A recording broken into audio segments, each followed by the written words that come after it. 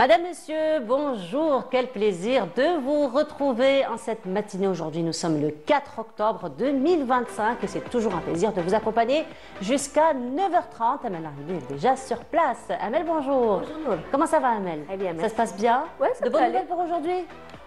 Pas pour moi, mais bon, Bon, tu le sais bien. Quand c'est pas des bonnes nouvelles, ça veut dire c'est du soleil. du soleil. Voilà. C'est bien aussi le soleil. Hein? Ouais, Ouais, pour bon. certains. Pour certains, ouais. pour certains. Mais il fait bon quand même. Hein? Il fait bon vivre. Il fait bon quand même. Il fait bon vivre, on va dire. Voilà. On sent quand même l'automne. Hein? Et on sent l'automne qui s'installe. Et par contre, aujourd'hui, il y aura une petite hausse quand même. Ah d'accord. Une petite, hein, très légère. Elle nous donnera un peu plus de détails plutôt dans un petit moment. Alors ce matin, comme chaque samedi, nous allons recevoir notre ami Ahmed Garrigue-Hassan. Et cette fois-ci, il a choisi de rendre hommage à une personnalité, encore une fois, intellectuelle qui nous a quittés il y a quelques temps. Il s'agit de Hikmet Sari.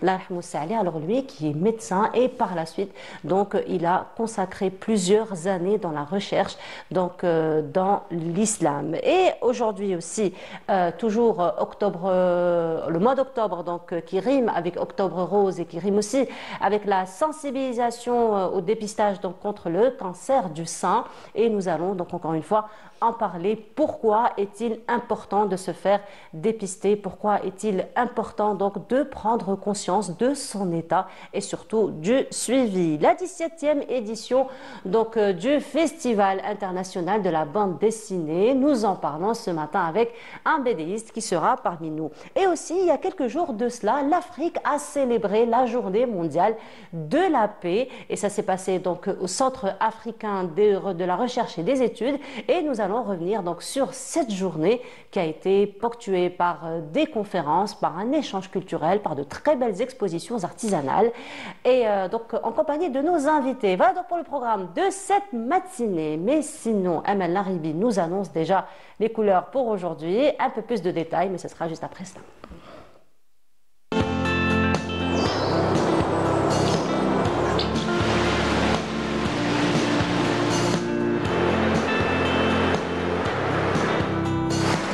موبيليس تقدم لكم الأحوال الجوية.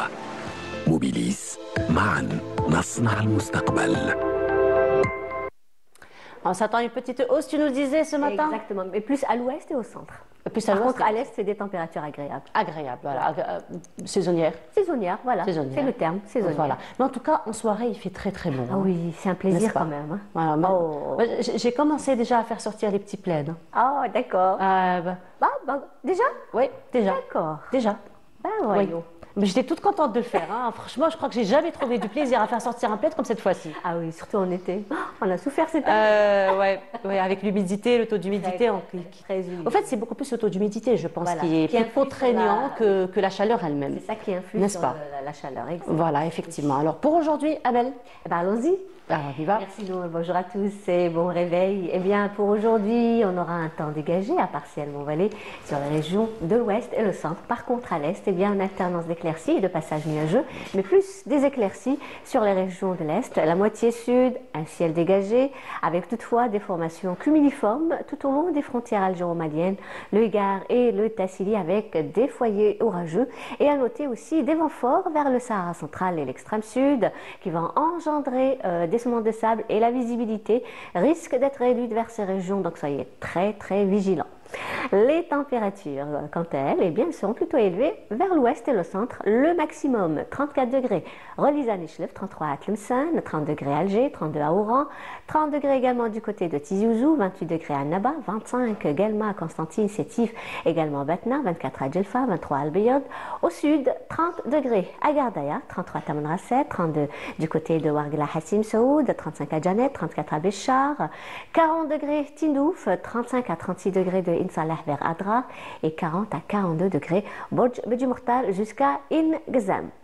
La mer aujourd'hui, eh bien, se montrera plutôt calme sur les côtes ouest et centre, peu agitée sur les côtes est avec des vents faibles sur pratiquement l'ensemble des côtes, 10 à 20 km/h sur les côtes ouest et centre et les vents seront variables, et jusqu'à 30 km/h sur les côtes est et les vents seront de secteur nord-ouest. Un petit tour du côté de l'Amérique du Nord, on aura du beau soleil, plus exactement à New York, Washington, également en Californie et Dallas. Quelques faibles pluies vers Mexico et des pluies orageuses à Miami, peu nuageux à Montréal et Vancouver. Le mercure, quant à lui, affichera 15 degrés seulement à Vancouver, 23 à Montréal, 26 degrés du côté de Washington en Californie, 27 à New York et 32 degrés le maximum, comme toujours du côté de Dallas. Voilà, je vous retrouve tout à l'heure, juste après le journal télévisé de midi. D'ici là, passez une excellente matinée.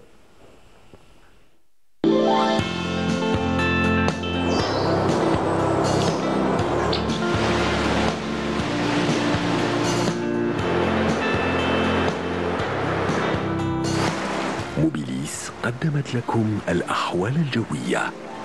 موبيليس، معا نصنع المستقبل.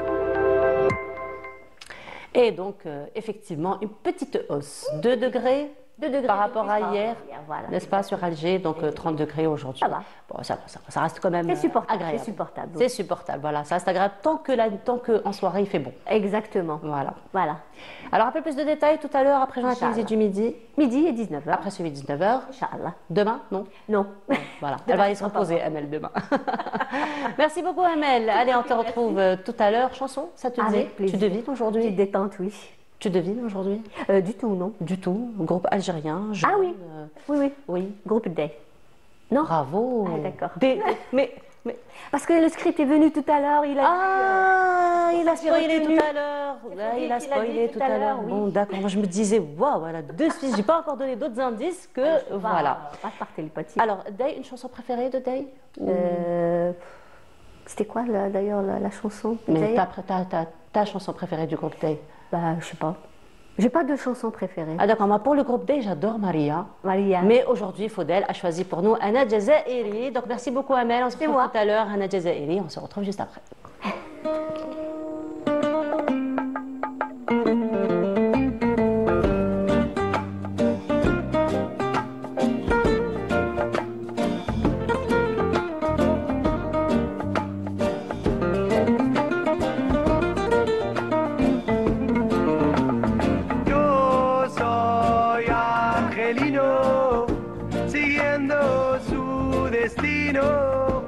Cantando en su camino, cantando libertad.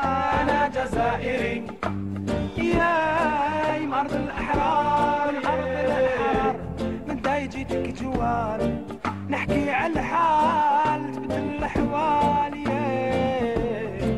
جيتك نحكي على السلم في كل قطار، واش اللي صار في الدارفور وكابول غزة وبغداد. سلام نقول سلام عليكم، سلام عليكم ناس الحضار. سلام عليكم، سلام عليكم ناس الحضار. سلام عليكم. سلام سلام سلام سلام سلام سلام سلام سلام سلام سلام سلام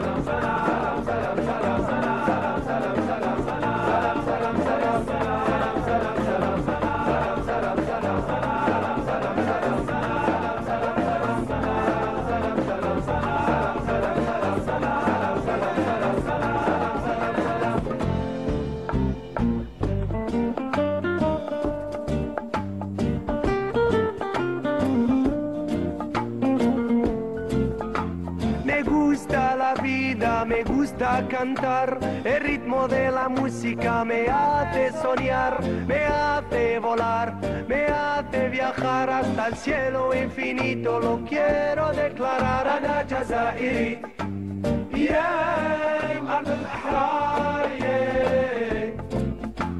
في بلاد الأحرار والشمس تبان ما نصدوا البيبان. وشي اللي كان محكي في القطار ما نساو الرجال. حرية بالنار وحياة الكفاح والسلم في البصار. أنا جزائري يا أرض الأحرار، سلام عليكم ناس الحضار. سلام عليكم.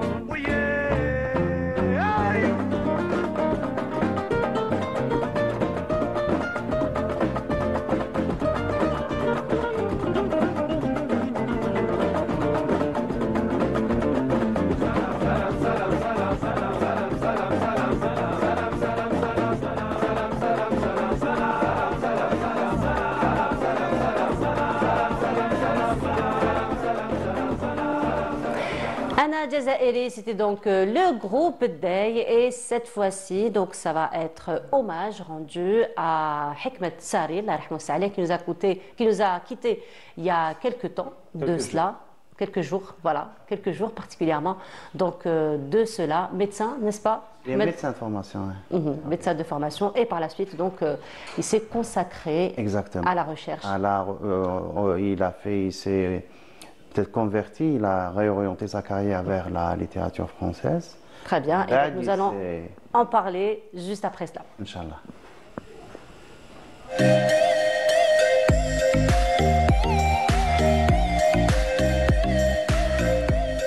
Une carrière quand même assez riche, n'est-ce pas? Oui, en écrit, en recherche. Exactement. Il a fait ce qui lui plaisait, il l'a fait très bien. Donc c'est ça, c'est pour ça que il faut chercher, il faut que les jeunes cherchent et trouvent leur vocation. Donc même si on fait une formation, il n'y a pas de mal. Donc si on finit par réorienter sa carrière un peu plus tard, puis trouver quelque chose là où on s'épanouit et on se retrouve et on produit. Il y a beaucoup de passion, il y a beaucoup de... Surtout parce que la passion, c'est un engagement aussi. Tu sais très bien, toi qui es artiste. Bon, je le découvre, mais bon. Qui vient de le dire. Donc c'est pour ça. J'ai dit que j'étais passionnée par certaines activités artisanales. Mais c'est ça, c'est là où on se sent. Ouais. Parce que quand on trouve sa vocation, on fait très bien son métier et on le fait avec plaisir, on ne se fatigue pas. Et en plus, vraiment, on invente, on fait de nouvelles choses, on est inspiré parce que c'est pour ça qu'il faut vraiment susciter les vocations chez les jeunes. C'est ce que l'adage dit d'ailleurs, fais quelque chose que tu aimes et tu n'auras pas à travailler un jour. Exactement, on ne travaille pas. Donc, Oustad Hikmet Sari, il était de formation, il a fait médecine, puis il a réorienté sa carrière vers la littérature française. Il a fait quelques travaux quand même en littérature française, notamment sur Mohamed Dib. Et puis à la fin, donc, je pense qu'il a découvert le soufisme avec si Mohamed Barli, qui est un autre intellectuel de Tlemcen, pas assez connu. Il nous a quittés, ça fait quelques années déjà. Donc, parce que lui, il a fait beaucoup pour le soufisme à Tlemcen. Il a créé un club, il se réunissait si je me rappelle bien, c'était dans le Darih de Sidi Mohamed Youssef Sanoussi. Donc, je crois que c'était là. C'est Hikmet Sari, donc il était tellement passionné, tellement qu'il a décidé de s'installer à côté de Sidi Boumediene. Donc il a changé son lieu d'habitation, donc il s'est installé dans l'Ubad. Et là, donc, c'est au fait un choix très spirituel. Hein, exactement, il était vraiment plein dedans. Donc, et c'est ce qui est bien. Donc, il a créé l'environnement. Et puis, donc, il a fait connaître, il a fait, à l'occasion de Tlemcen, capitale de la culture en 2011, donc il a créé un club de soufisme à Tlemcen. Et de là, donc, il a fait beaucoup de... C'était un club autour de quoi? De soufisme. De soufisme, un club de soufisme à Tlemcen. Donc, il a travaillé, donc là on voit son travail sur les quatrains de Jalaluddin Rumi, l'un des grands maîtres du soufisme. Jalaluddin Rumi, c'était aussi un mathématicien, il était aussi, il était versé dans les sciences, mais donc il a sa touche dans le soufisme musulman. Ce qui est bien, en se retrouvant, en se réconciliant avec le soufisme après un siècle de divorce presque, on découvre en fait des points de force, parce que le soufisme c'était l'un des ingrédients qui a aidé les Algériens à résister. Parce on voit, donc, quand on étudie les mouvements de résistance pendant le 19e siècle contre l'occupation française, tous les chefs étaient soufis. Et donc, si on élargit un peu l'échantillon, donc on va voir ailleurs, c'était la même chose, que ce soit au Soudan, en Libye avec Omar Mokhtar notamment, au Soudan avec Cheikh el-Mahdi, en Syrie, tous les grands résistants étaient des soufis. Et quand on voit l'école, donc les antagonistes, les salafis maintenant, c'est les premiers à faire tatbih. Donc là, donc le choix est fait, on n'a pas à se poser de questions parce que on voit ce à quoi a donné, ce qu'a donné le soufisme, ce qu'a donné le salafisme. C'est pour ça qu'on voit. Et donc, c'est Hikmet, donc il est revenu par la suite, après toute cette phase qui a été de salafisme à la société. Il est revenu, il a aidé un peu la société à se réconcilier avec son histoire, avec ses éléments avec ses repères, avec ses éléments d'identité qui sont le soufisme, qui sont, on en a fait l'an dernier, tu te rappelles, sur le madhab al-maliki, l'aqid al-ash'ariya. Tout ça, c'était les ingrédients et tout ça est combattu. Parce que justement, c'est les ingrédients de la résistance, c'est l'immunité de la société, c'est ce qui a permis à la société algérienne et aux sociétés musulmanes de résister donc, et de se sauvegarder aussi, de préserver leur identité et leur résistance. Parce que si on perd ces éléments, on devient... Surtout qu'en face, qu'est-ce qu'on a? On se retrouve avec des gens qui, il y a de cela 50 ans, disaient qu'ils étaient de culture gréco-latine. Maintenant, ils se disent ouvertement judéo-chrétiens. Et ils nous reprochent de dire qu'on est musulmans. Donc, automatiquement, donc... c'est pas de mesure. Exactement. Donc, c'est l'effet miroir. Donc, on doit revenir à l'essentiel. Et donc, pendant toute cette aventure, c'est Hikmet, plus d'une dizaine d'années, peut-être une douzaine, une quinzaine. Donc, il a aussi publié. Donc, il a fait un travail notamment sur le Mouloud Nabawi Sharif, donc les 1001 nuits du Mouloud. Donc... il parle de la célébration du Mouloud en Algérie, donc avec le Barzanji, avec tous les textes spirituels. Ce qui est bien aussi avec César Yarhamou, c'est que quand il publie, généralement il publie il utilise en double langue. Double langue, voilà. Le même livre, il l'écrit en français et en arabe. Donc pour son public, des fois... Donc, pour élargir déjà le lectorat, effectivement.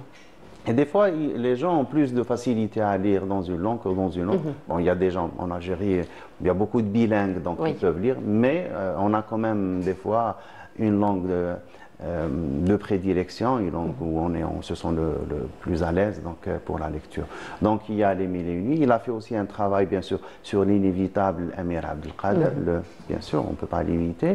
Donc il s'est installé à côté de Sidi Boumedienne. Il a fait un travail sur la Zawiya de Sidi Boumedienne. Donc on a vu qu'il a fait un travail sur le premier qu'on avait vu, Jalal Din Rumi, bien sûr. Et il a fait aussi un travail sur Mohammed Dib. Donc vraiment, il a brassé large. Et bien sûr, j'imagine qu'il avait d'autres projets, donc il avait plein de choses. Et j'ai oublié de signaler aussi qu'il a fait un très bon travail sur, bien sûr, le dernier des grands maîtres de Tlemcen, Cheikh Mohamed Ben Yilles. Mohamed Ben Yilles, donc c'est une autre dimension aussi, parce que non seulement... Et là, on voit l'importance du soufisme. Si Mohamed Ben Yilles, il était soufi, il était tout ce qu'on veut, bon, il était darqawi, soufi, hebri, etc. Mais c'est lui qui a été le chef de l'exil, le fameux exil de Tlemcen 1911. Et ça a choqué l'occupant français parce que donc on s'imagine que c'est des derwiches qui sont dans leur zawiya en train de faire leur chant, en train de prêcher, donc la spiritualité, je ne sais quoi. Mais au moment où on les attend le moins, c'est eux qui prennent ces décisions. Ils font des virages dans l'histoire de l'Algérie. Ils prennent ces grandes décisions. Donc il est parti avec 900 familles. Ils ont tous quitté Tlemcen en une nuit, donc, et les autres n'ont rien vu. Donc, je ne sais pas comment il a fait. 900 familles, ils ont complètement déserté la ville. Ils ont déserté, c'est ce qu'on dit, c'est les statistiques, donc notamment le travail de l'Oustad Ammar Hellal, donc il a fait un travail sur l'émigration algérienne au Bilad Cham, c'est un travail très important. Là, il parle de la hijra de Tlemcen, donc selon les rapports qu'il a eu sous les yeux, donc les rapports des services de sécurité de l'occupation française, donc entre 500, 900, 700, on ne sait pas, mais c'est des centaines de familles qui ont quitté. Donc c'est des familles qui étaient qui étaient rattachés au Cheikh Mohamed Ben Yillis, donc c'était ses adeptes. Donc au moment où il leur dit on va partir, tout le monde est parti. Ils se sont installés à Tlemcen. Et bien sûr, cet exil n'a pas touché que Tlemcen, parce qu'il y a plein de familles algériennes qui ont quitté donc, à l'est, à l'ouest. Mais le lieu où il y a eu l'impact le plus grand, c'était Tlemcen, parce que c'était quand même toute une partie de la ville qui a quitté, qui ont décidé de partir. Et ça a été un peu le mal de l'occupation française en Algérie.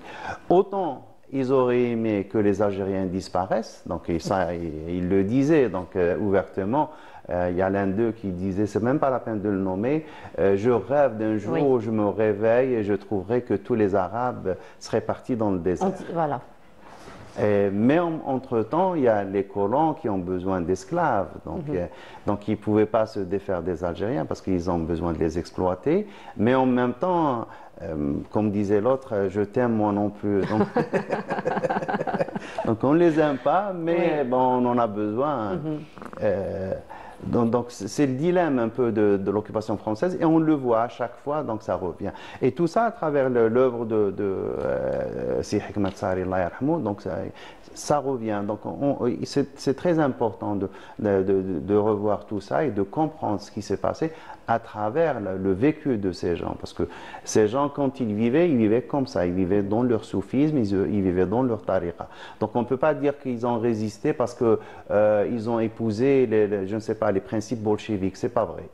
Les Algériens ne sont pas partis au Maquet en 1954 parce qu'ils étaient ceci ou ils étaient cela. Non, parce qu'ils étaient Algériens à part entière, donc ils étaient convaincus. Et convaincus de la cause. Convaincus de leur cause. Et leur cause telle qu'ils l'apercevaient eux-mêmes, pas comme le leur disait le Parti communiste français ou je ne sais qui. Donc, ils avaient leur façon de voir les choses. Et donc, ça, c'est vraiment, c'est Hikmat Sari. Donc, c'est un travail qui a été enclenché par Si Mohamed Baghli, Allah yarhamou. Mais Hikmat Sari, vraiment, a consacré, a souligné l'importance du soufisme. Donc, je profite de l'occasion, on profite un peu pour présenter nos condoléances à sa famille et puis à la grande famille, ses amis, les gens qui étaient dans le Nedi, notamment Madame Bouayed, donc qui était très proche de Hikmat Sari. Donc on présente à tous c'est des amis quand même, c'est toutes nos condoléances. Surtout, voilà. Mais sinon, peut-être qu'on va revenir sur l'œuvre de Mohamed Dib. Ah, donc il y a notre ami Yazid qui a consacré une année. C'était à l'occasion du centenaire de la naissance de Mohamed Dib. C'est ce qu'on devrait faire aussi, parce qu'il y a parce que les centenaires, on ne va pas les revivre, parce qu'on ne va pas revivre 100 ans, donc je ne pense pas qu'on sera présent. Donc chaque centenaire, il faut vraiment le célébrer tel que Yazid l'avait fait. Donc, avec Mohamed Dib, effectivement, on rappelle qu'il avait consacré toute une rubrique. Voilà, exactement. Mais il a ramené aussi des documents très importants, des lettres, des cartes postales. Donc tu te rappelles, des petits poèmes, des choses qu'il avait. Donc il a vraiment collecté. Et j'espère qu'il va publier tout ça. Yazid ne va pas le garder chez lui parce que quand même c'est des trouvailles très importantes pour l'œuvre de Mohamed Dib. Donc il y a les livres, il y a les contes, il y a les poèmes qui sont publiés, donc mais ce qu'il a trouvé, donc ce que les gens, je pense que les amis, il a vraiment fait un travail de fourmi. Il faut que ça reste aussi. Donc je n'ai pas vu le livre, donc pour ne pas mentir, je n'ai pas vu tous les livres de Hikmat Sari. Je n'ai vu que celui-là, les 1001 nuits du Mouloud. Donc celui-là, je l'ai vu. Par contre, les autres, sur l'Amir Abdelkader, donc j'ai pas eu la chance de les lire ou de les avoir entre les mains. Mais bon, bien sûr, c'est un travail d'académicien qu'il a fait, donc ça doit être une approche, une étude d'académicien. Donc je ne sais pas quel angle il a pris, donc l'angle d'attaque qu'il a choisi, l'approche qu'il a sélectionné pour son travail. Donc, mais quand même, il a fait un travail sur Mohamed Dib. Mais comme tu le dis si bien, ça doit certainement être un travail académique, puisque lui-même, donc il est académicien. Exactement. Et ce qui est aussi, c'est que qui serait mieux que ces Hikmet pour comprendre l'œuvre de Mohamed Dib, Oui. qui lui-même est de la même ville. Donc c'est tout à fait normal. Donc j'imagine que toutes les scènes, lui-même les a vécues. Donc peut-être que les gens que Mohamed Dib a choisis comme personnage de son travail. Donc je pense que on lui a raconté sur eux, peut-être qu'il a croisé quelques-uns, donc c'est tout à fait normal qu'il a baigné dans la même atmosphère. Donc qui est mieux placé pour expliquer, pour nous faire comprendre Mohamed Dib et nous l'expliquer, parce que qui mieux que Hikmat Saleh. Effectivement. Rabbi yarhamou. Rabbi yarhamou Saleh. Donc c'était un hommage que tu as choisi aujourd'hui, Ahmed, de Il s'est rendre imposé, on aurait aimé, Voilà, parce effectivement. qu'il est parti jeune. Il est parti jeune, Exactement, voilà. il est parti jeune, on aurait aimé. Mais c'est le mektoub, المكتوب. là, wallah, gharib. Donc, الأجل comme on dit, Allah yarhamou Saleh. Mais حبيلة sinon, قصيرة on dit. نعم. On dit que الحبيلة قصيرة. Bella Ksera, oui. لحقت هذه ربيع. Effectivement, Allah yarhamou Saleh. Mais sinon, probablement des événements à venir, c'est la reprise, Ahmed. Oui, aujourd'hui même, donc il y a un événement très important. Moi, je suis très heureux que Lalla Seyida Chama trouve sa place au musée du Moudjahid. Donc, c'est un travail sur lequel a travaillé l'association Chama pendant plus d'une dizaine d'années. Alhamdoulilah, on y est parce que elle retrouve sa place. Donc, il y a un colloque qui s'organise autour de l'œuvre de Seyida Chama.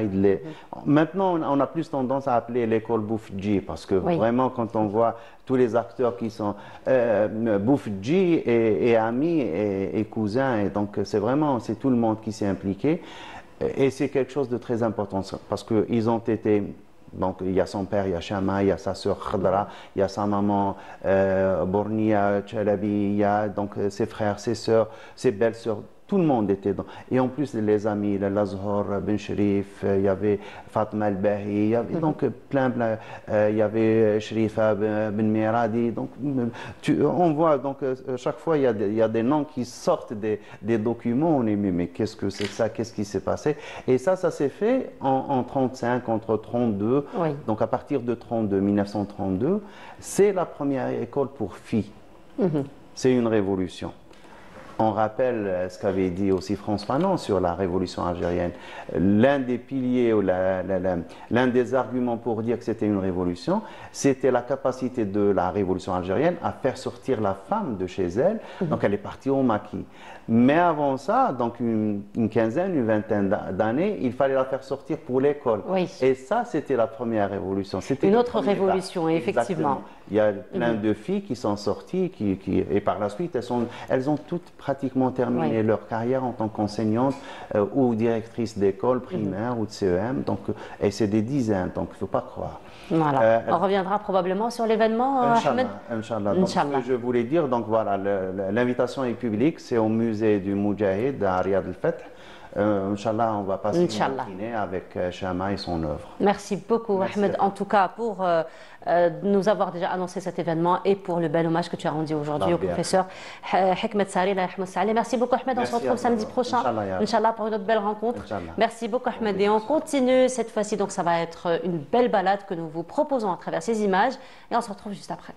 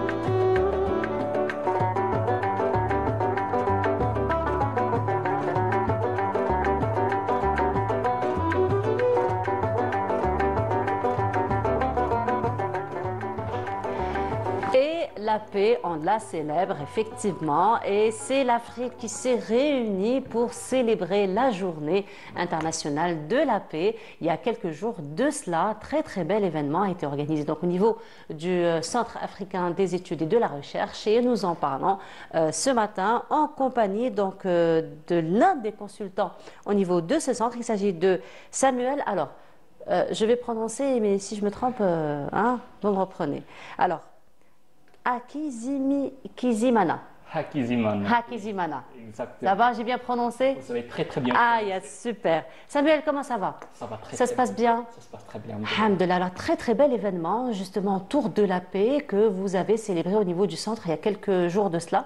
Oui. Donc, où il y a eu quelques pays africains qui ont pris part. Parlez-nous d'abord de cette initiative. Cette initiative, en fait, quand vous avez parlé, c'est le Centre de l'Union africaine pour la lutte contre le terrorisme. Comme vous savez, en Afrique, il y a beaucoup d'événements qui se passent, donc il fallait que l'Afrique s'élève d'une seule voix. Et pour ça, c'était la deuxième édition par ailleurs.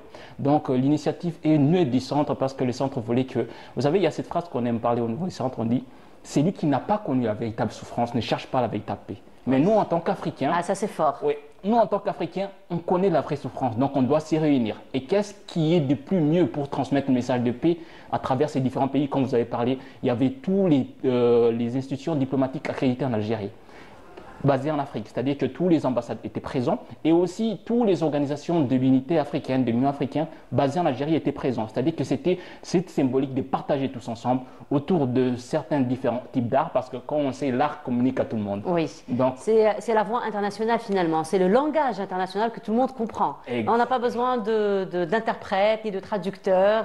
Exactement, pas besoin d'interprètes, pas besoin de traducteurs. Tout ce qui est important, c'est transmettre le message. C'est pour ça qu'on a eu cette chance d'avoir différents types d'artistes.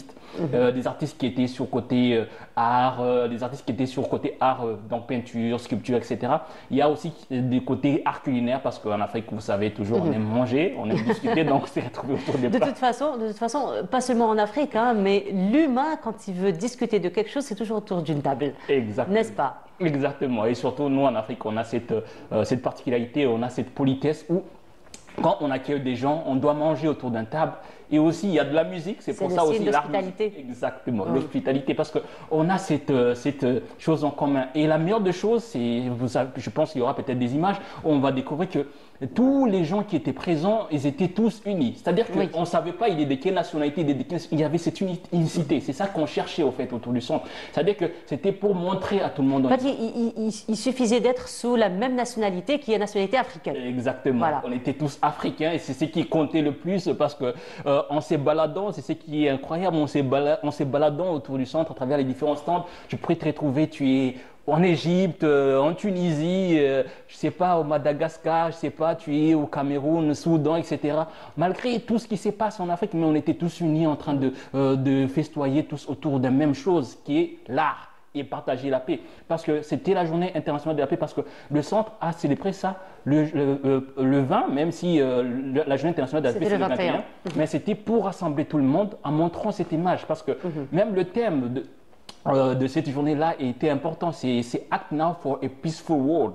C'est-à-dire qu'on doit tous se réunir pour agir maintenant. Voilà, c'est urgent, c'est maintenant. On ne peut pas attendre. On ne peut pas attendre parce qu'on n'a pas le choix. On a beaucoup appris, donc on n'a pas le choix. Et cette unicité est plus importante parce qu'on doit être tous unis, partager tous. C'est ça qui est le plus important. Moi, par ailleurs, j'ai beaucoup découvert. Par exemple, j'ai aussi beaucoup mangé par ailleurs.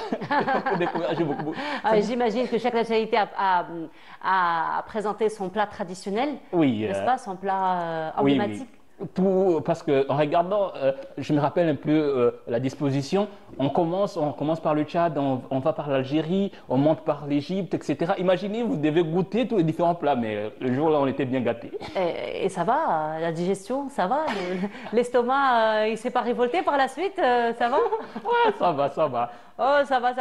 Ça va. C'est-à-dire qu'on était obligé un peu de faire du sport par après, sinon... oui, voilà, pour faciliter la digestion après. Mais ce qui était le plus important, c'est ce message, parce qu'il y a un autre message que j'aimerais partager, c'est ces petits messages que j'adore beaucoup, qui dit ce sont les rêves les plus forts qui change le cours du destin. Donc nous, en tant qu'Africains, ça montre le message qu'on veut transmettre. Le message à travers le centre en disant ce sont les rêves les plus forts qui changent le cours du destin. Donc c'est à nous de changer notre destin. Oui. Il y a tellement de choses qui se passent. On a besoin de cette paix. Il ne faut pas qu'on se laisse faire. Mais pour ça, il faut montrer qu'on est tous unis. Et en réalité, on l'est. C'est ça le message qui était transmis en disant si vous regardez tout le monde qui était là-bas, on était tous unis, on était tous sur le même point de vue, on était tous dans la même chose. C'était ça le message qui était le plus important.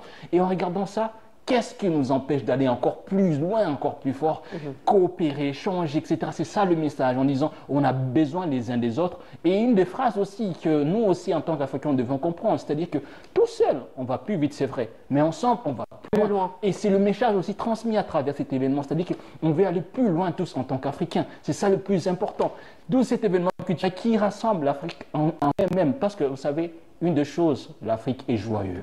L'Afrique est joyeuse. C'est très coloré, l'Afrique. C'est très coloré. C'est ça qu'on voulait transmettre. Parce qu'en étant là-bas, on a vu cette couleur, on a vu cette joie.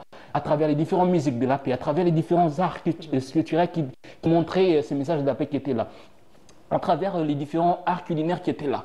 On a tous vu et on a tous partagé. Et c'est ça le message qui est important qu'on voulait transmettre à travers cet événement. Alors justement, Samuel, par rapport aux artistes et aux artisans qui étaient là, donc qui étaient présents, qui ont partagé tous ces moments en votre compagnie, pour ce qui est par exemple des artistes peintres, donc ça a été effectivement donc, des peintures qui traduisent un petit peu toutes ces couleurs de l'Afrique, des messages de la paix. Et puis il y avait même des artistes qui ont peint d'autres cultures africaines, donc pas forcément la leur.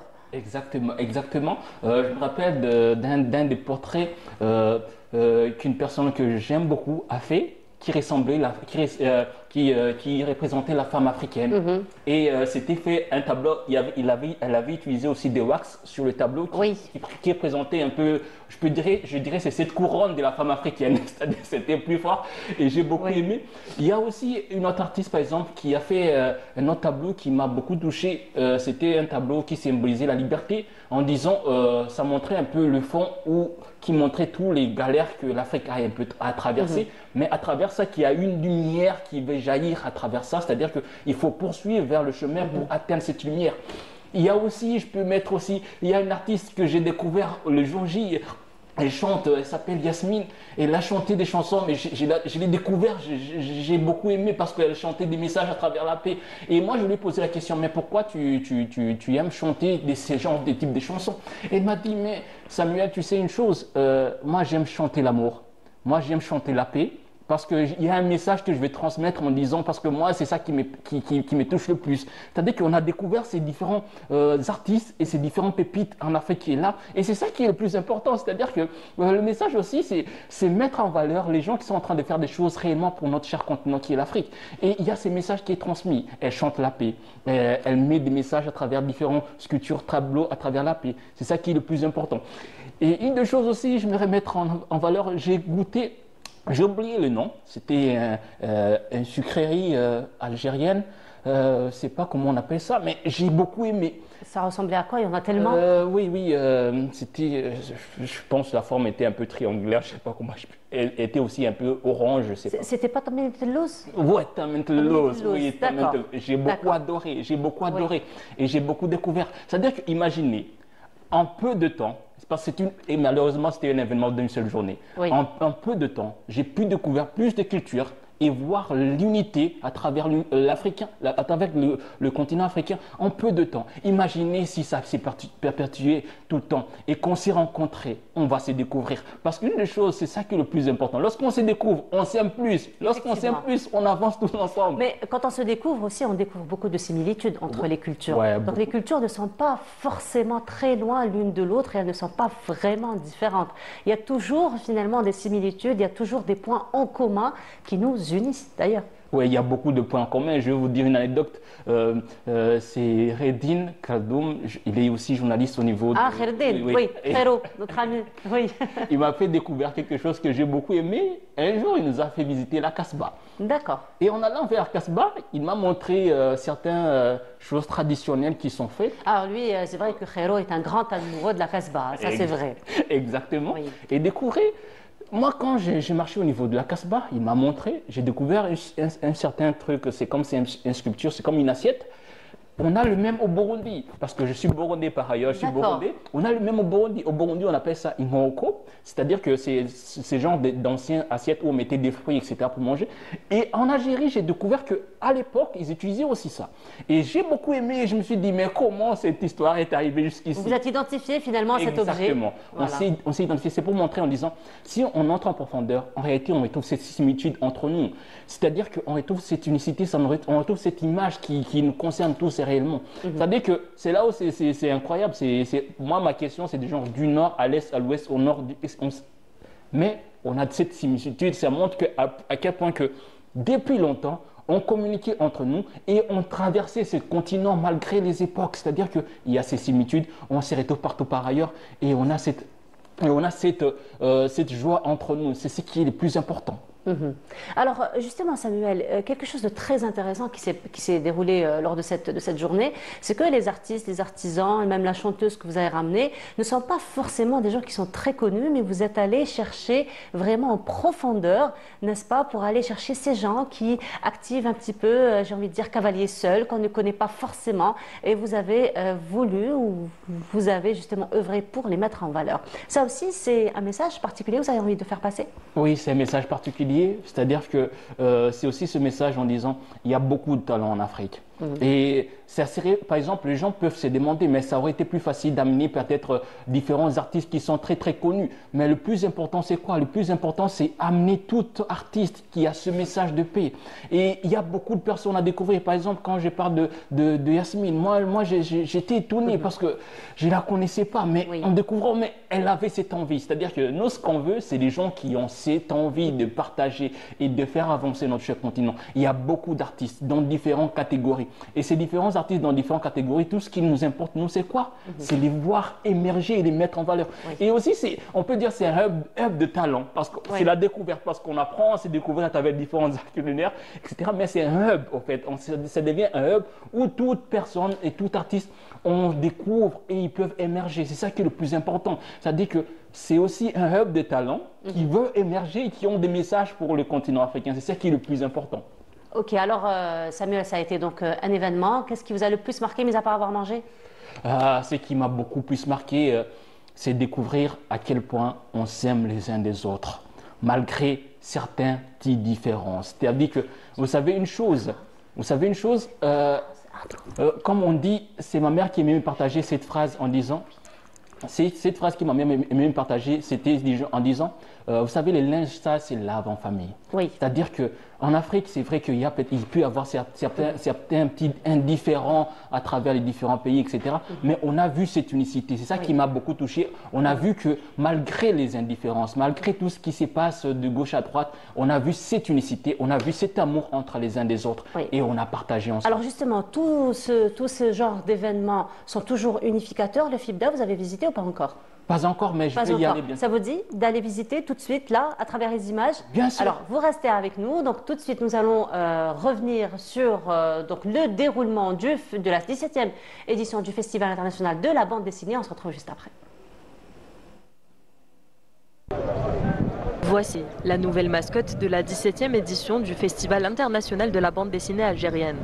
Un chat roux, à l'allure espiègle, qui a vite séduit les plus petits. D'ailleurs, l'édition de cette année leur est dédiée, avec au programme 12 ateliers d'initiation pour leur apprendre les techniques du dessin, du scénario et de la mise en couleur. Les adolescents et les adultes ne sont bien entendu pas en reste, puisqu'ils sont nombreux à prendre part à cet événement culturel dont l'Égypte est l'invité d'honneur.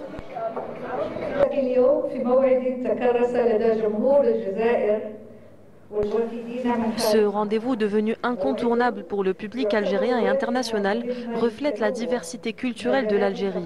Le pays a su forger une véritable école de la bande dessinée, en harmonie avec les traditions, l'identité et les aspirations de sa jeunesse. La BD, art universel et langage sans frontières, mérite tout notre soutien. C'est la mission du Festival international de la bande dessinée d'Alger et du ministère de la Culture.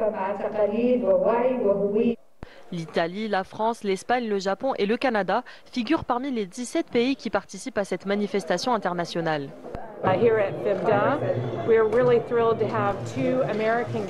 Notre objectif en tant que représentant des États-Unis à ce Festival international de la bande dessinée d'Alger est de faire découvrir la bande dessinée étrangère au public algérien, mais aussi d'aller à la rencontre des BDistes locaux afin de leur apporter notre soutien et de favoriser les échanges.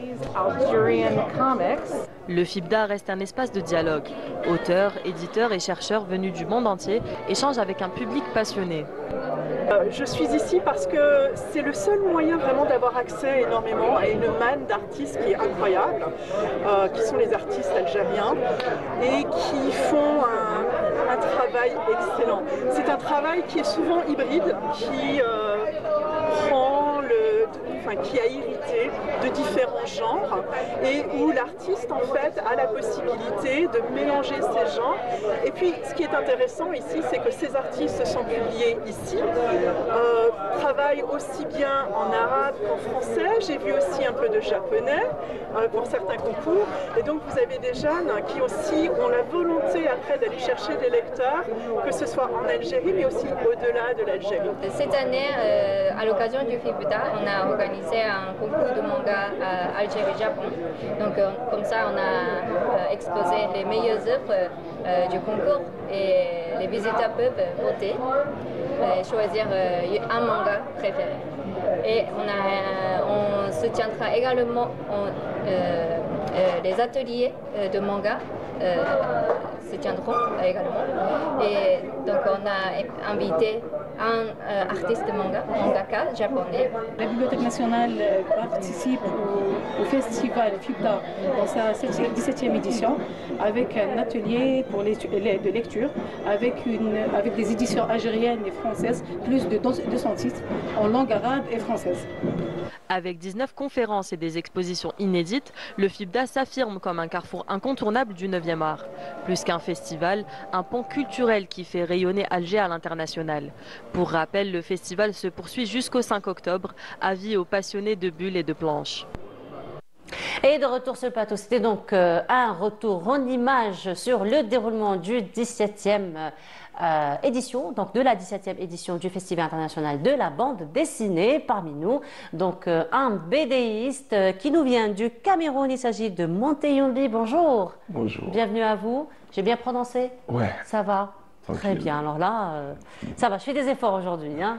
Merci beaucoup. Donc, merci d'avoir accepté notre invitation. C'est un voilà. pour moi d'être là. Alors, il y a quelques instants de cela, accompagné de notre ami Samuel, nous étions en train de parler de la journée de la paix, puisque le 20 de ce mois, l'Afrique a célébré la paix. Il y a aussi une autre consultante au niveau du Centre africain de lutte contre le terrorisme. Il s'agit donc de Mzahora Layani. Mzahora, bonjour. Bonjour. Comment ça va, Mzahora?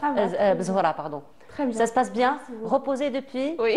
Alors, il y a quelques instants, Samuel était parmi nous. Alors lui, il parlait avec beaucoup de passion. Oui. Il nous a même confié qu'il avait beaucoup mangé. Hein. C'est vrai, parce qu'il y avait beaucoup de plats, il y avait beaucoup de pays.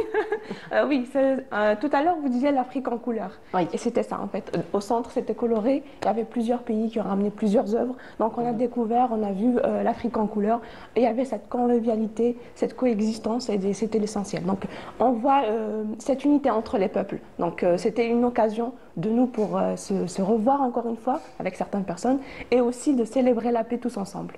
Et c'était l'objectif premier d'ailleurs de cet événement, c'est justement de réunir tous les pays africains autour d'une seule voix qui est la voix de la paix, n'est-ce pas? La voix de la paix, surtout parce qu'aujourd'hui, avec tout ce qui se passe dans le monde, on dit que c'est important.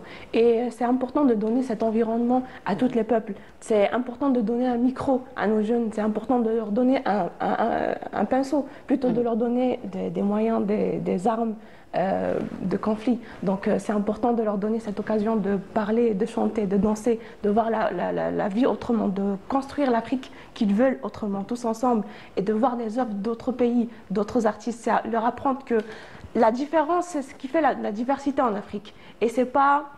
quand on voit l'autre, il faut l'accepter. Donc aujourd'hui, quand on célèbre la journée internationale de la paix, le centre il dit que c'est une autre occasion, c'est un autre moyen de célébrer la paix, non pas par des mesures sécuritaires seulement, mais aussi par des armes douces, des armes qui créent cette unité entre nous.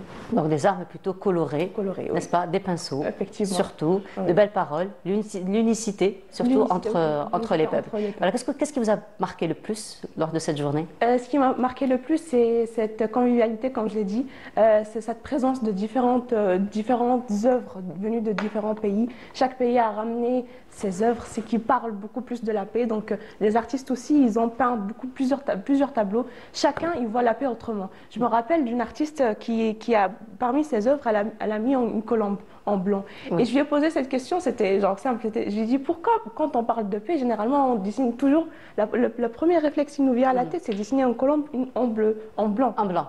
Et elle me dit, c'est parce que la colombe n'a pas deux ailes, donc elle peut voler, elle n'a pas besoin de visa.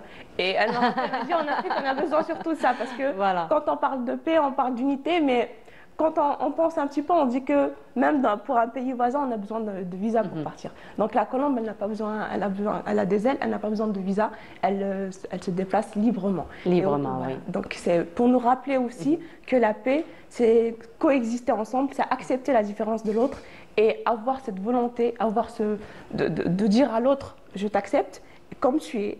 Et d'ailleurs, si tu as des différences, si tu as quelque chose qui nous différencie, donc que j'accepte pas, on peut en parler et on passe à autre chose. Effectivement. Alors, il pense quoi, Monté, de toute cette philosophie? Ouais, c'est beau, surtout concernant la colombe qui se meut comme ça sans avoir besoin de visa. Effectivement. Et aujourd'hui, donc, Monté, vous participez à cette 17e édition donc, du FIBDA et vous avez eu une distinction, n'est-ce pas, que vous nous avez ramené. Alors, parlez-nous un petit peu de cette distinction. Qu'est-ce que ça représente pour vous? C'est un rêve qui se réalise parce que déjà, j'ai toujours rêvé de participer au FIBDA en tant qu'auteur. Et c'est votre première fois? C'est ma toute première fois. Et voilà, je suis doublement heureux parce que j'ai eu ce merveilleux prix-là, grâce au projet Ma Passion, Ma Danse. Voilà. Alors, Ma Passion, Ma Danse, c'est le projet pour lequel vous avez été primé. Alors, parlez-nous un petit peu de l'objectif ou donc de l'histoire donc derrière Ma Passion, Ma Danse. Ouais, ça danse beaucoup en Afrique. Hein. Oui, beaucoup. Ouais. Un autre message de paix, d'ailleurs, de convivialité, d'unicité. Alors, Ma Passion, Ma Danse, c'est la merveilleuse histoire d'un groupe de jeunes Camerounais, parce qu'ils existent. Oui. Ouais, c'est un groupe, c'est des passionnés de danse. Ah, c'est une vraie histoire? Oui, ils existent. Alors, c'est des jeunes venus d'horizons divers du Cameroun, avec des réalités, des cultures légèrement différentes, qui rêvaient tous de faire carrière comme danseurs. Sauf que leur famille ne voulait pas entendre parler de ça. Alors, l'histoire raconte comment le groupe a été créé par le directeur de l'Institut français du Cameroun. Ils ont eu des formations et puis ils ont primé, ils ont appris à se mettre ensemble, à se comprendre, à jumeler leurs différentes cultures. Parce qu'il y a par exemple une jeune fille qui s'appelle Yasmine, qui devait intégrer le groupe mais qui pratiquait de la danse traditionnelle, alors qu'on voulait des danses modernes, du hip-hop. Elle a dû trimer pour se faire accepter. Donc le groupe s'appelle Ici et Ailleurs. Et la consécration de leurs efforts a été un spectacle très applaudi à Montpellier. Oui. Voilà. Donc, lorsque nous avons participé au sommet Africa Créative en 2023 à Paris, à notre retour, parce que la bande dessinée n'est pas un art aussi vivant que l'art du spectacle, le directeur de l'Institut français nous a demandé, à moi et à mon collègue Martin Ngola, de proposer une adaptation de leur histoire du groupe de danse Ici et Ailleurs en bande dessinée. Et le projet est né et vous avez été donc primé ici en Algérie. En tout cas, félicitations. J'en profite. On vous souhaite une très très belle continuation. Allez-y, dernier mot. J'en profite pour saluer mon ami Martin Ngola et collègues avec qui nous sommes rentrés en résidence pour travailler dessus. Eh ben, bravo à vous. Très belle continuation. Il faut dire qu'il y a aussi une version animée du projet ma passion à danse. Eh ben, la prochaine fois que vous viendrez pour le prochain FIBDA, Inch'Allah, vous allez la partager avec nous. En tout cas, merci beaucoup à vous, Monteyoumbi, d'avoir été parmi nous. Mzouara, merci beaucoup encore une fois d'avoir été parmi nous ce matin. On continue cette fois-ci, nous allons aller du côté de Ouargla, retrouver notre ami Farhat Mouzami en compagnie de ses invités. Farhat, bonjour, c'est à toi. Bonjour à toutes et à tous, bienvenue dans notre émission depuis la station régionale de Ouargla, consacrée aujourd'hui au palmier dattier, véritable trésor du désert et du Sahara.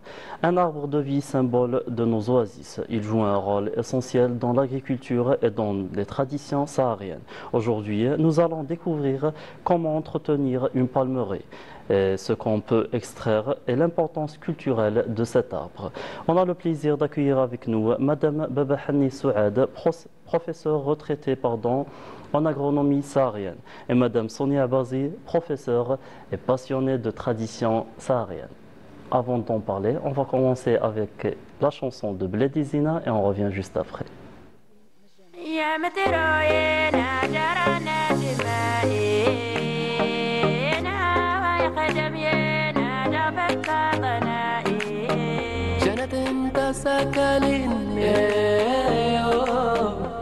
الناس الزغمانين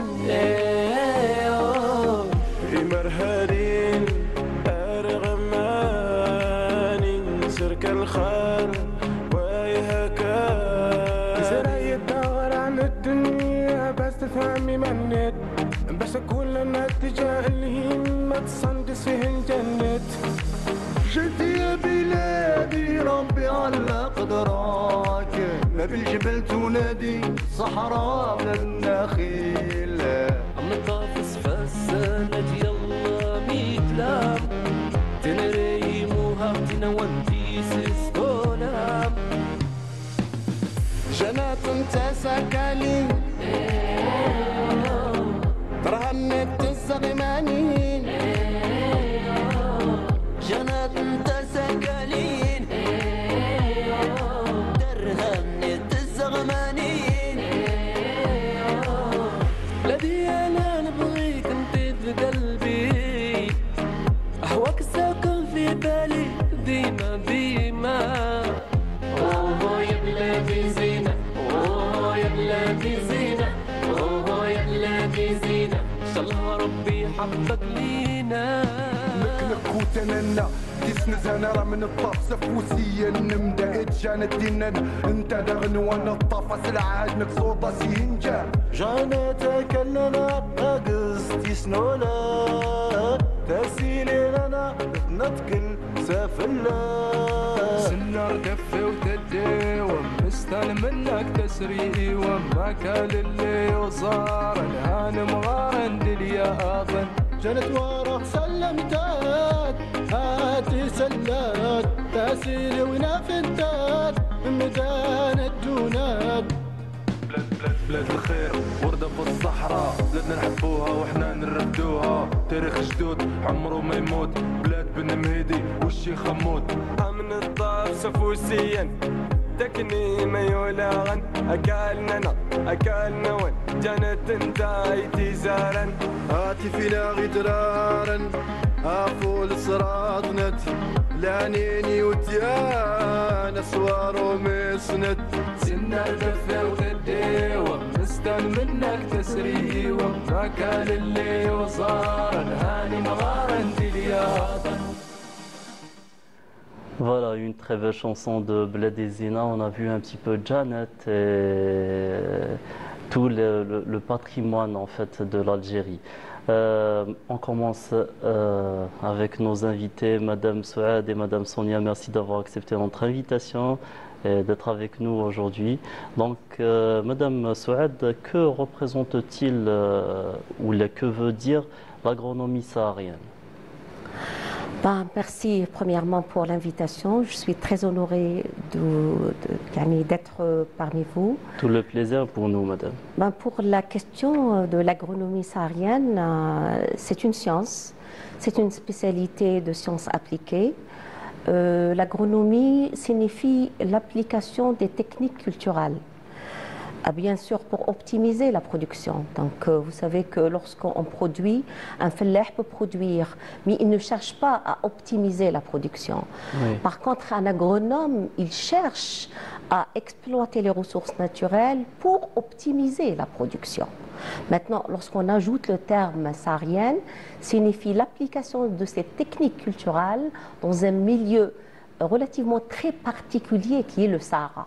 Le Sahara, c'est un milieu qui est très fragile, vu le climat qui est désertique, donc caractérisé par un froid très très accru pendant l'hiver et de la chaleur pendant l'été, la rareté des précipitations, sachant que lorsqu'il y a une absence de précipitations, il y a un type d'agriculture qui doit être irrigué.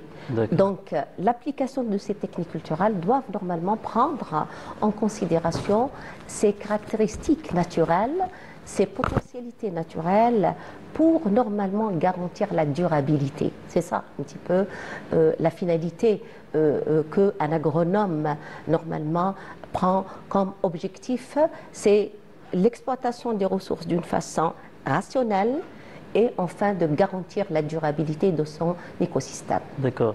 Madame Sonia, que représente-t-il le palmier pour vous? Toute une richesse. Toute une richesse pour la population.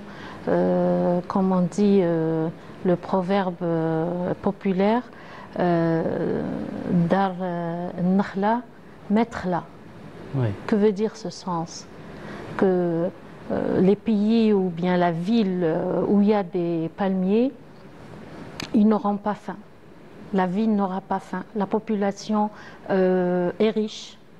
Voilà. Oui. C'est ça. Donc, je ne sais pas si je peux un petit peu rajouter quelque chose. Oui, bien sûr. Je pense que le palmier dattier, à travers surtout la date, parce que c'est le principal produit du palmier dattier, il accompagne le Saharien de la naissance jusqu'à sa mort. Donc à la naissance, on utilise technique, c'est un petit peu de prendre une date molle pour apprendre au nouveau bébé, dès sa naissance, comment il pourra commencer à sucer. C'est une tradition du prophète Mohammed, que la paix soit avec lui. Et jusqu'à sa mort, bien sûr en passant par beaucoup de cérémonies, que ce soit heureuses ou malheureuses, jusqu'à sa mort, oui, on est obligé également, lorsqu'on fait avec le défunt, etc., on présente la date pour dire, on adoucit un petit peu l'amertume de séparation de défunt. Donc ça montre un petit peu la place sociale, culturelle du palmier dattier, en plus bien sûr de la place économique. Donc c'est vraiment un végétal qui a une caractéristique particulière. Je ne sais pas si on peut croire un fellah ou un phéniciculteur, le fellah du palmier dattier s'appelle le phéniciculteur, il ressentit le palmier dattier comme un fils. Ah oui. Il l'adopte. Il a les mêmes sentiments presque pour le palmier comme un enfant. C'est vrai. Donc lorsqu'on lui fait du mal, c'est comme vous faites du mal à quelque chose qui est proche de lui. Donc tout ça montre un petit peu cette place.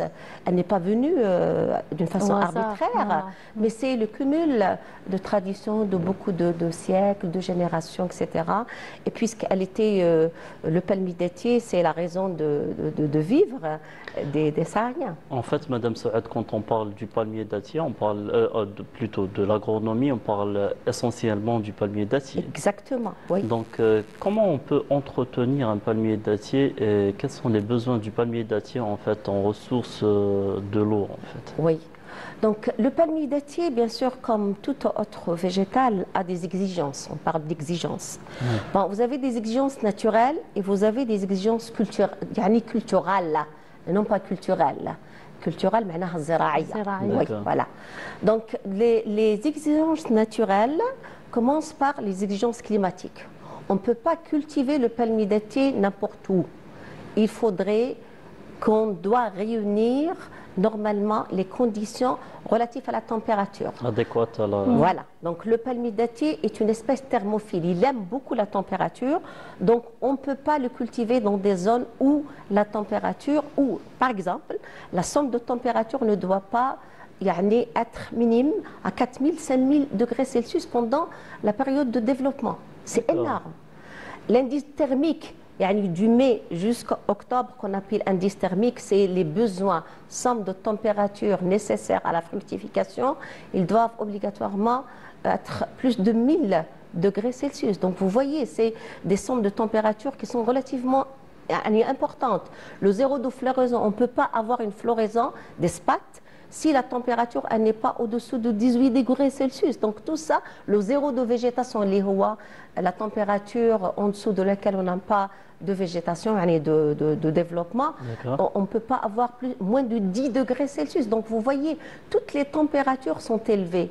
Donc si vous avez des températures qui sont basses, soit vous avez un mauvais développement, ou là vous n'avez pas de fructification. Par exemple, on voit des palmiers à Alger.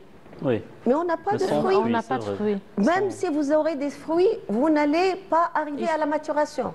Donc c'est le premier paramètre que vous devez normalement réunir pour réussir votre production. Parce que l'objectif, la finalité, c'est la production. Ah oui. Donc deuxièmement, il faudrait bien sûr prendre précaution de certains paramètres climatiques également. C'est la pluviométrie, l'humidité. Pourquoi? Parce que c'est des paramètres qui interagissent d'une façon, comment dirais-je, pas directement. Pourquoi? Parce qu'elles peuvent, comment dirais-je, vous diminuer ou vous faire perdre carrément votre production. Bon, par exemple, une humidité relativement forte, surtout pendant la pollinisation, peut vous faire pourrir vos inflorescences. Donc nous avons des ennemis, surtout des champignons, qui se développent avec des humidités relatives, risquent de vous faire pourrir les inflorescences. C'est un problème. Donc c'est des maladies, exactement. Donc il y a une maladie, le Hamèche, bien sûr, qui est très développée, surtout dans les zones humides. Bon, en Algérie, on n'a pas beaucoup de ce problème, mais parfois, il y a des saisons humides. Oui, nous avons ce problème. La même chose. Oui, exactement. Donc, il faudrait que, de toute façon, les gens, les connaisseurs, disons, sachent tous ces problèmes-là. Donc, ils prennent leurs précautions. Nous avons également, au moment de la fructification, si vous avez des températures, ou des humidités, pardon, qui sont relatives, il y a un problème de pourriture de fruits. C'est un problème également. Donc, on doit prendre en considération ça. Dans le palmier. Dans le palmier. Je ne parle pas encore de stockage. Sur le palmier d'été, ça veut dire que lorsque vous allez planter votre palmier, il faudrait que vous preniez ceci en considération. Par exemple, lorsque on choisit un écartement, vous devez prendre en considération l'écartement. Et combien la distance à respecter entre un palmier et un autre? Normalement, on prend de 8, 9 jusqu'à 10, 12. Ça dépend de l'objectif. Parfois, parce qu'on cultive parfois le palmier seul. Donc, on parle du système unique, uniquement le palmier dattier. Parfois, nous avons des cultures associées, l'arboriculture fruitière ou des cultures sous-jacentes. Les cultures maraîchères, les cultures fourragères, les cultures céréalières.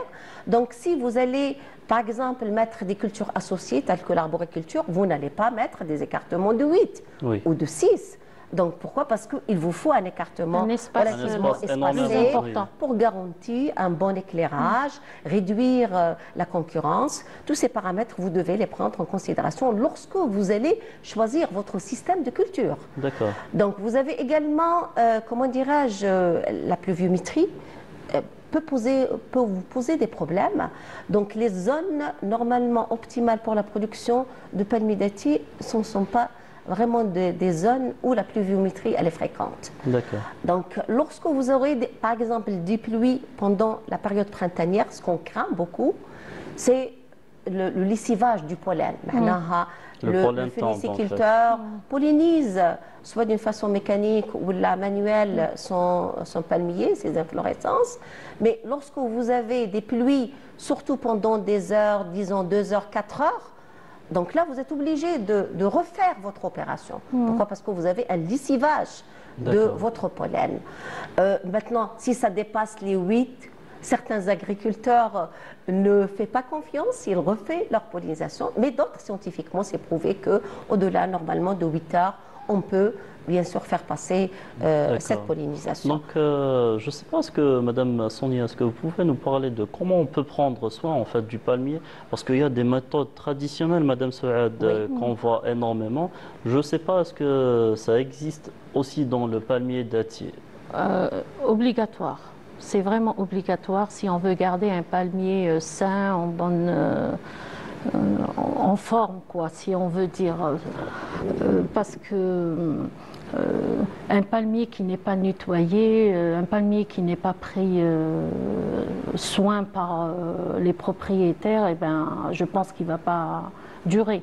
Oui. Voilà. Et même la récolte ne sera pas bonne. Donc, généralement, c'est vers le khrif, octobre, novembre, où ça commence à couper les régimes et nettoyer par la même occasion le palmier, les palmes, les vieilles palmes sèches, on les enlève. C'est un entretien du palmier en lui-même. Ah oui, en lui-même. Oui. C'est-à-dire, quand on coupe le régime, on fait le nettoyage et tout le nécessaire qu'il faut pour le palmier, pour le garder et le préserver. Et même, il y en a des personnes qui couvrent un petit peu le régime avec des sèches et tout. Ça, c'est peut-être c'est par rapport à la Deglet Nour. Mais c'est pas pour, par exemple, pour ce type de date, on couvre pas. Parce que si on couvre, ça va pourrir. D'accord. Voilà. En réalité, les pratiques du palmier dattier, on peut les voir tout au long de l'année. Le palmier dattier, il a deux périodes. Une période de repos, après la récolte, jusqu'à l'émission. Pendant cette période, donc, il y a surtout la fertilisation organique, tout ce qui est amendement, le fumier, le gbar, etc. Parce que le palmier dattier, c'est une espèce qui exige quand même, surtout la matière organique, le gbar, parce qu'il donne, surtout du point de vue vigueur et la qualité de production. La qualité de la date. En entrant l'activité vers le mois de février-mars, donc nous avons l'émission. L'émission, il doit bien sûr comment dirais-je, pendant la période de repos, il nettoie également sa palmeraie, il y a le désherbage, le nettoyage du palmier, comme l'a dit notre sœur Sonia. Bien sûr, avec l'émission, normalement, tout est nettoyé, surtout le reste de la récolte, parce que c'est un moyen qui risque d'être un moyen de dissémination de beaucoup de ravageurs, de maladies, et c'est mauvais pour le palmier. Donc il faudrait nettoyer et le palmier et la palmeraie. C'est-à-dire, c'est quand la date tombe par terre. Voilà, donc à la récolte, normalement, il y a ce qu'on appelle le ramassage, il doit être systématique. Même la date, on ne doit pas la laisser. Ah oui, non, ni sur le palmier, ni sur le sol, la terre. D'ailleurs, même sur le sol, elle peut... Non, c'est surtout sur le sol. Surtout sur le sol, il ne faut pas la laisser. Oui, parce qu'elle peut pourrir et elle peut infester, bien sûr, la nouvelle production de l'année, comment dirais-je, c'est un travail réservé aux enfants, généralement. Parce que quand on aille au palmeraie, dans la palmeraie, les grands coupent les régimes et puis les enfants ramassent la date qui est par terre. Et ils la ramassent une par une. Il n'a pas droit à laisser... Je crois que la méthode familiale, elle était un petit peu... Il y avait une belle ambiance. Très belle ambiance. Autrefois, on faisait la tuisa, c'est la famille, etc. Mais actuellement, malheureusement, ça commence à disparaître un petit peu, cette tradition. On engage des gens, parfois, qui font la coupe. Et ils sont rémunérés par argent la plupart du temps. Mais ça reste toujours, il y a toujours des familles qui préfèrent la tradition, parce que c'est de l'ambiance familiale, c'est quand même... Donc je termine un petit peu pour l'itinéraire technique, parce que c'est important. Donc après l'émission, vous avez bien sûr les spats, donc on doit contrôler les spats, leur sortie. Pourquoi? Parce que si jamais il y a l'éclatement des inflorescences et vous n'allez pas polliniser la période nécessaire, vous pouvez perdre ce qu'on appelle la réceptivité florale. Donc, si vous dépassez une période où vous n'allez pas polliniser, ça ne sert à rien En fait, de le faire au-delà de cette travail période. perdu. Ah oui, c'est important. Donc ensuite vient la pollinisation qui est une opération déterminante de la production. Oui. Le palmier dattier, c'est une espèce, comme on dit, dioïque. Le palmier mâle, il est séparé du palmier femelle. Donc on est obligé de ramener le pollen du pollen mâle et le mettre dans un palmier. On est obligé de faire ça. Moi, on le fait soit manuellement, ce qu'on fait la plupart du temps, ou là on peut le faire semi-mécaniquement avec des poudreuses, ou là on le fait mécaniquement. Donc vous avez des tracteurs avec des pollinisateurs et des fils. En fait, dans les grands champs. Oui, dans des grandes palmeraies écartées, alignées, etc. Voilà, donc, où il y a assez d'espace. Oui, donc là, on peut faire de la mécanisation. Bon, bien sûr, il y a, par exemple, aux États-Unis, en Libye, il y a en Irak, en Arabie Saoudite, il y a beaucoup de pays, parce malheureusement. Il y a une très forte production de dattes exactement, aussi. exactement. Donc ensuite, il y a après la pollinisation, il y a ce qu'on appelle la conduite de fructification. معناها il y a la limitation. Donc lorsque vous voyez qu'il y a un nombre élevé de régimes, on est obligé نقصه. C'est la limitation. Pour avoir une meilleure si vous voulez une meilleure récolte, garder une meilleure qualité aussi.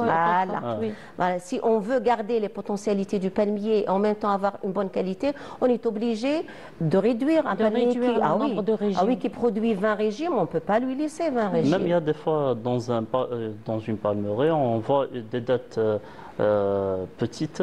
Et il y a des dattes, une palmeraie qui n'a pas autant de régimes, il y a des dattes beaucoup plus grandes, beaucoup plus... Oui. Donc là, il y a des problèmes de choix. Donc il faudrait toujours alléger un petit peu le palmier. Oui. Généralement, il faut toujours faire ça si on veut avoir une bonne qualité de date. Oui, tout à fait.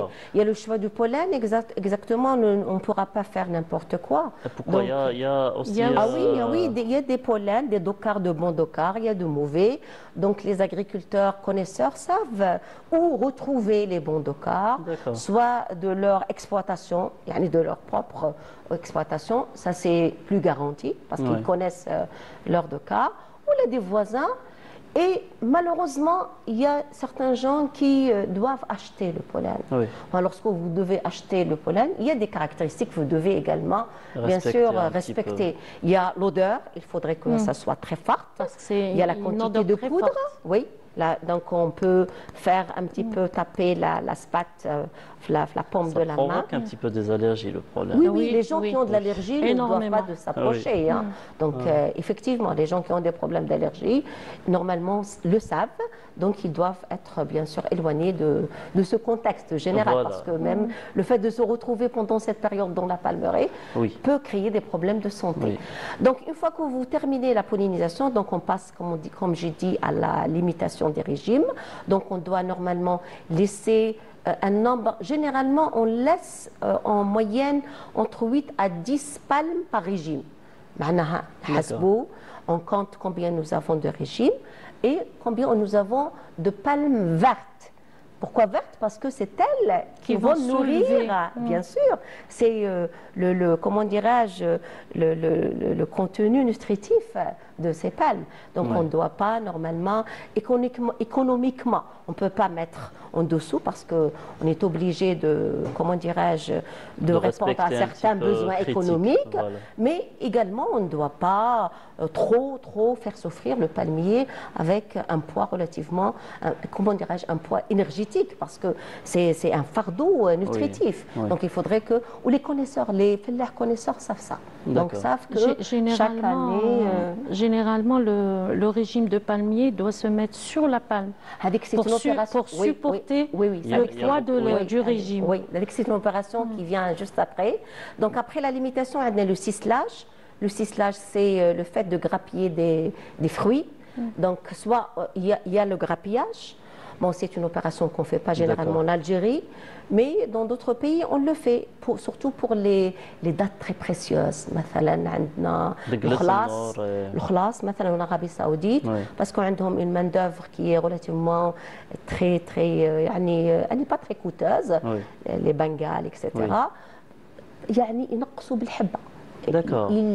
Pour avoir un petit peu un meilleur régime. La cueillette. C'est un stade précoce, ce n'est pas la cueillette pour les dates, c'est pour réduire le nombre de fruits par régime. Donc ce qu'on appelle nous tiréwin. Voilà. احنا تيروين ça tombe naturellement. Oui, naturellement. Mais oui. هما لا هما ينقصوا بالحبة. بالحبة. D'accord. Donc On a احنا on parlé le un fait petit pas. احنا on le fait pas. D'accord. عندنا deux méthodes qu'on le fait. عندنا le ciselage des extrémités نهزوا العرجون surtout طويل. Et on fait directement les. Oui, donc on coupe les extrémités parce qu'il y a les fleurs généralement qui sont stériles et on doit. Et qui consomment un petit peu le. Exactement. Soit le régime lorsqu'il est relativement court, donc là on prend les bronchettes qui se trouvent au centre. Donc نسموه هذا le ciselage du cœur. ولا نسموه الخف من القلب شماريق القلب. D'accord. بالعربي. Donc on va un petit voir un reportage de Madame Khalil, en fait votre maman, Madame Oui. Sonia, dans sa palmeraie, qui nous a un petit peu parlé des qualités de dattes et tous les types de dattes un petit peu qui existent en ce moment. Madame Khalil Khair, une femme qui a grandi dans les palmeraies. Une passion qu'elle a héritée de son père. Avec une main verte, elle entretient sa palmeraie avec l'aide de quelques travailleurs. C'est mon père qui nous a initiés à l'agriculture parce qu'on a été élevé dans les palmeraies et lui il était très motivé par les palmiers et on allait au jardin comme si on allait en vacances. Et on mangeait là-bas, on s'amusait, les balançoires, les trucs. Il nous ramenait le soir quand il... Moi je me rappelle, il tirait mais l'eau, pas avec moteur, ni nourriture, ni rien. Numéro 1, le ghars. Numéro 2, Degla. Numéro 3, Tanslit Takarmost. Vous allez voir le type de date. Et à Goujil, qu'on appelle l'itim يبكي بالعسل تاعو يا ميزيد يا pour le vinaigre il y a tesgart, il y a pas mal de robes, on fait avec du miel.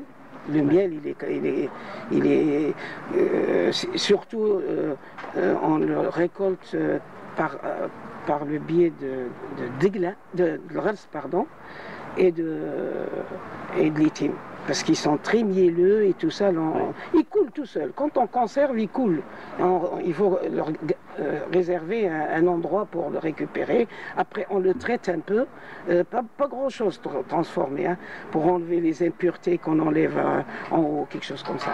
L'utilisation des dérivés de dattes est ancrée dans les traditions Wurgli. Sucre, vinaigre et miel, tout est fait à base de dattes. De la pollinisation des palmiers jusqu'à la récolte des dattes et le tri, tout passe par sa main pour avoir un produit final parfait. هنا تكرمست. Oui. Takarmost, il est connu par ses valeurs aussi bien Takarmost que Tanslis pour ses valeurs nutritives et on la mange aussi mnaggar et puis quand c'est bien cuit c'est conservé aussi, ça aussi c'est conservé, c'est la même chose Tanslit, presque les mêmes valeurs. Donc on la prépare pour le sucre et là bid l'hmam mnaggar. Ça se mange jusqu'à, vous voyez, ça va être jusqu'à janvier encore on peut cueillir. هذا التمجهرت, elle est utilisée comme pour la date, elle est utilisée pour le vinaigre. Elle donne du vinaigre rouge et l'autre donne des vinaigres blancs. La méthode que j'utilise, eh bien ici le kemarab, il est utilisé 2 fois, il est cuit. En ce moment, on a préparé une partie, mais elle n'est pas encore finie du tout. 2 fois, une cuisson, deuxième cuisson, elle est filtrée. Après qu'elle soit toute filtrée, les noyaux enlevés et tout ça, elle est recuite. C'est là où on a le sirop.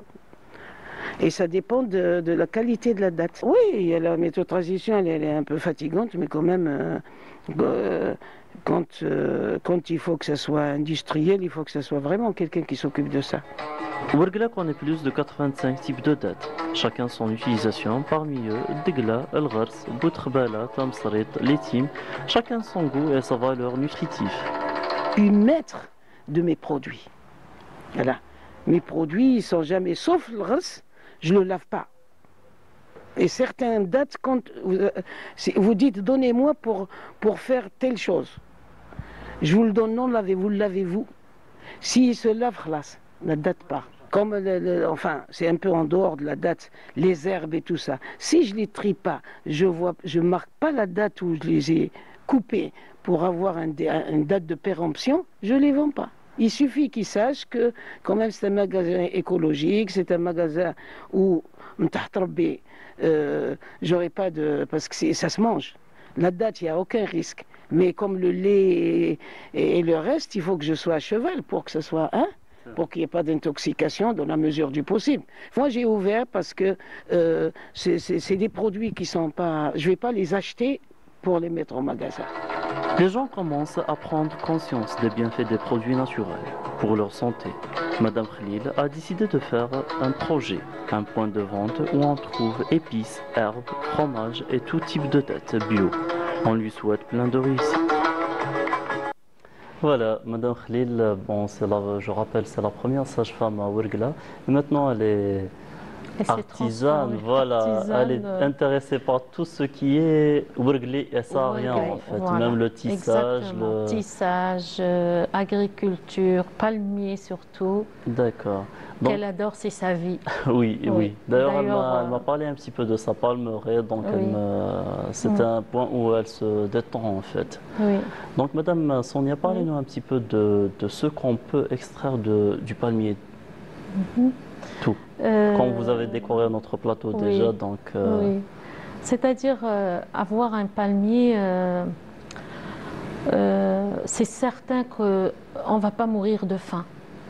Oui. C'est riche, d'ailleurs c'est mentionné dans le Coran comme le figuier, comme les olives. Les olives. Donc, et comme on sait, tout ce qui est cité ou mentionné dans le Coran, c'est sacré. C'est sacré, voilà. Hein, c'est sacré. Donc, il y a des symboles, comme on dit, des richesses symboliques. Le prophète, notre cher prophète Mohammed sallallahu alayhi wa sallam, nous a indiqué à couper le jeûn avec la date. Oui. Hein? Pourquoi? Parce que c'est un énergisant. Au lieu de prendre une boisson énergisante, le mieux c'est de prendre cette date.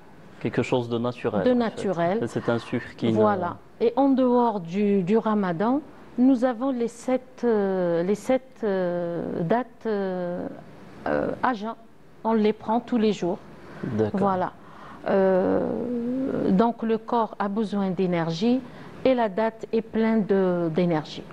Donc dans cette table, on voit un petit peu une dizaine de types de dates. Plusieurs variétés de dates.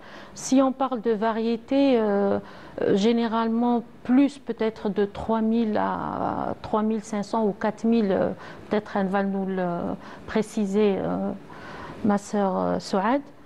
Devant nous, nous avons Tanslit. Tanslit, nous l'avons en deux variétés. Il y a la blanche et il y a la rouge. Celle-là, c'est la rouge. C'est la blanche. Ah bon? Oui. C'est pas blanche.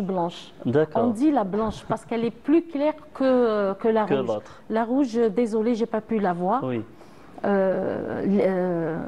Teti, le ghers. Donc, par contre, le ghers, là, il est mûr, ça y est. D'accord. Et il est utilisé pour la préparation du rob. Il est utilisé pour le mqrout, le barrage. Oui. Voilà, tout ça. Donc, nous avons les tim, nous avons Outrbala, Bid al-Hamam.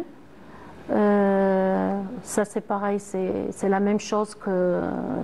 Nous avons ici les tim, c'est ça? Les tim, oui. Les tim, oui. Je ne me trompe pas. Takrmost. Donc, toutes ces variétés, j'ai ramené le un peu- minimum. Voilà. Vraiment, Parce peut-être. que normalement, à Ouargla, il C'est existe des plus. exemples de dates de Ouargla. De Ouargla. Oui. À Voilà. Ouargla, il De existe Ouargla. environ Et nous avons 100 types de dates. Voilà. Entre Et- 60 à 100 cultivars. Et généralement, cette variété, c'est la Degla. C'est la Degla Nord. Voilà. Elle est. C'est pas la Degla Nord qu'on voit Ah, parce qu'elle a... en vente. Hein. Oui. Elle est très bonne. D'ailleurs, on peut faire la différence entre la Degla Nord de Ouargla et la Degla Nord d'autres wilayas. D'accord. Mais est-ce qu'il y a des dates que même les personnes qui ont un problème de sucre peuvent consommer? Oui. Laquelle? Je crois que c'est l'itine. Il est moins sucré. Ouais, généralement, il y a deux types de diabète. Il y a le diabète A et le diabète B. D'accord. Il y a des diabètes qui peuvent plus ou moins consommer certaines dates qui présentent du fructose. Pourquoi? Parce que le fructose n'a pas besoin d'insuline. Ou les types de dates, c'est surtout les dates molles. Pourquoi elle vous a dit lithium? Parce que c'est une date molle. Donc, par exemple, les dates sèches, les saccharose, c'est des D'accord. dates qui ne sont pas indiquées aux diabétiques. Pourquoi? Parce qu'il faut... Donc, c'est des dates à saccharose. Le saccharose, il lui faut de l'insuline. Donc là, attention. Ouais, il faudrait faire attention à la consommation des dates parce que l'indice glycémique, il est toujours... C'est à consommer avec modestie. élevé. Voilà. Mais entre date et date, il y a des dates, surtout les dates molles qui contiennent du fructose. C'est les dates molles. Hein. Donc, on peut les consommer avec précaution pour ne D'accord. pas avoir de problème. Donc c'est un petit peu bon pour la santé, mais toujours on doit respecter un petit peu la quantité qu'on consomme. Bien sûr. C'est bon pour la santé, la date, parce qu'elle présente des caractéristiques qu'on ne peut pas retrouver dans d'autres fruits. Dans toutes les, dans Par tous les exemple, fruits, oui. vous avez les acides aminés, les protéines. Les dates ne présentent pas beaucoup de protéines, d'acides aminés. Mais leur particularité, c'est qu'elles contiennent les 8 acides aminés indispensables que le corps ne peut pas synthétiser. On ne peut pas les retrouver dans un autre fruit. Dans un autre fruit. Ça, c'est vraiment extraordinaire. Subhanallah. Les dates molles contiennent des dates qui contiennent du glucose, du fructose. C'est des acides simples. Oui. Donc, en cas de problème d'estomac ou là, de fatigue, ou là, c'est des sucres qui sont facilement assimilables. D'accord. Donc là, c'est des caractéristiques qu'on ne peut pas retrouver dans...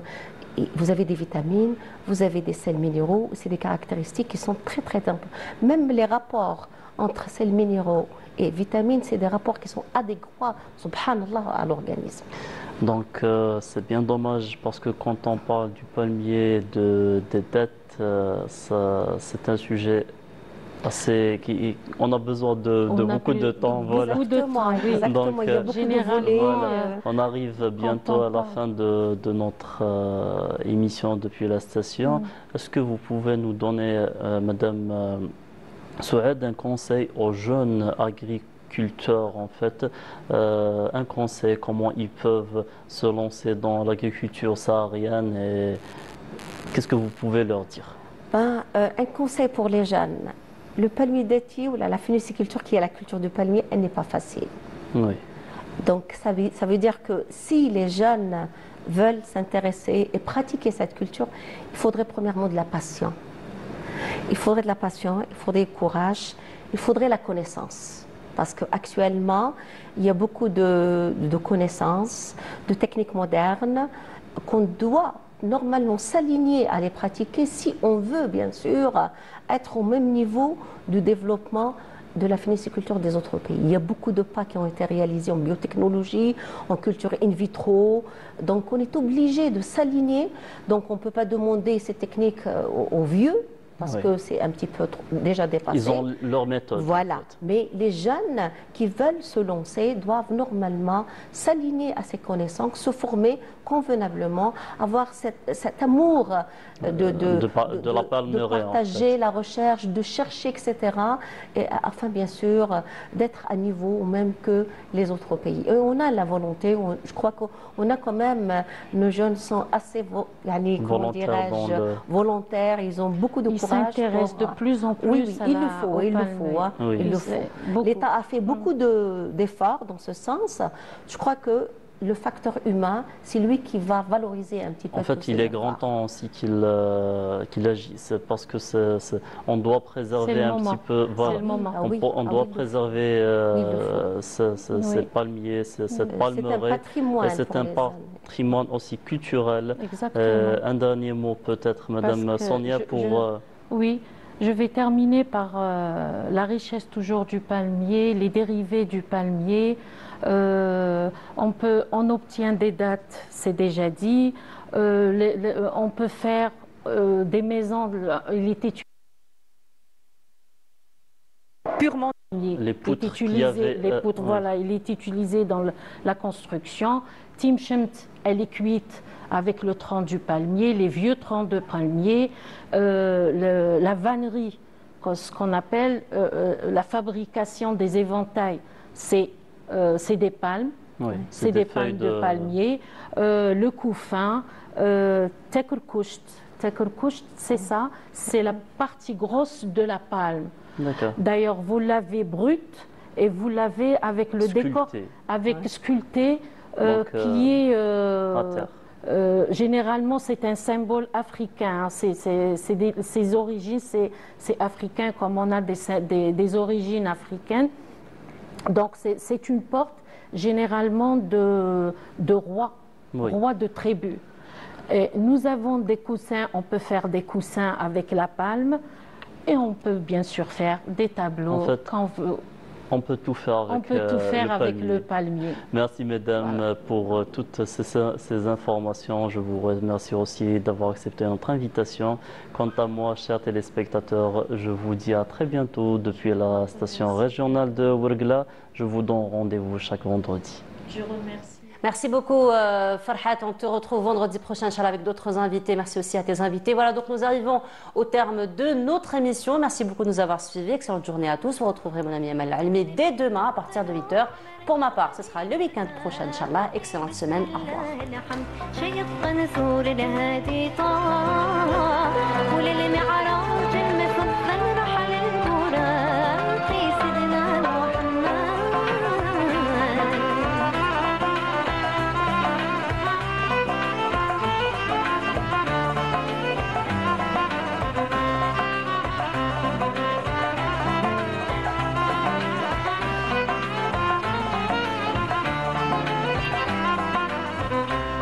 طبعني بطابع شرقي في من يحول